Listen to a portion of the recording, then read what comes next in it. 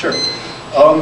Well, obviously we're going to keep seeing improvements in the way things are done in schools all around the world, and we're going to take those ideas that we can and move them into our state. But we've been kind of slow to do that. The best school year is one that provides the best education. Simple as that.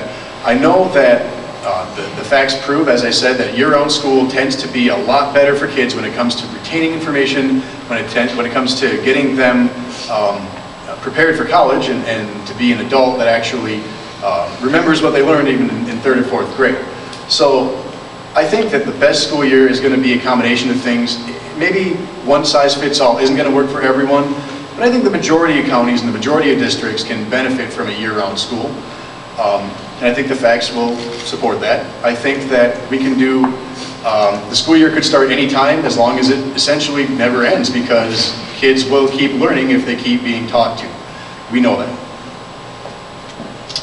Well, there's been lots of lively debate on this in the last 2 years. We start talking about school start date.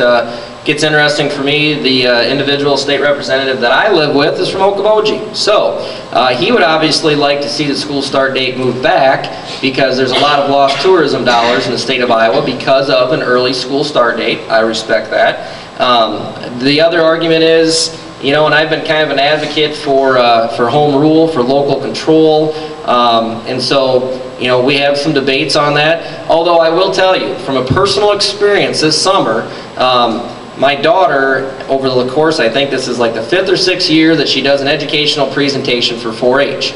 And, you know, she's pretty good at it. She's qualified every year. And so we go down to Des Moines to the state fair for her to do her educational presentation, and half the kids that were scheduled to give their educational presentation that day were no-shows. Why? Because they started school. You know, so I guess we got to kind of weigh that out. I'll be honest with you, I think that my daughter learned more about doing the public speaking, about being in front of people, and doing an educational presentation on stem cell donations than she probably did putting her book cover on that day. Okay, so there is an argument on both sides of this, and I think this is one of the things that that we've kind of put into what I'm calling this educational task force, where we need to look at this. You know, is this something that the state needs to get involved on? Personally, I hate to mandate down to the school districts what you're going to do or what you're not going to do, but you know, there's arguments on both sides of this. They're valid arguments. I actually was not on board with my roommate this last legislative session on this, and it came back to the fact that you know, the year prior to that I ran a bill on home rule for school districts, and I'm like, well, I'd be going against what I stood for on that. So, but it does. It really warrants a conversation. You know, the whole year-round school concept, I mean, there's some validity with that as well.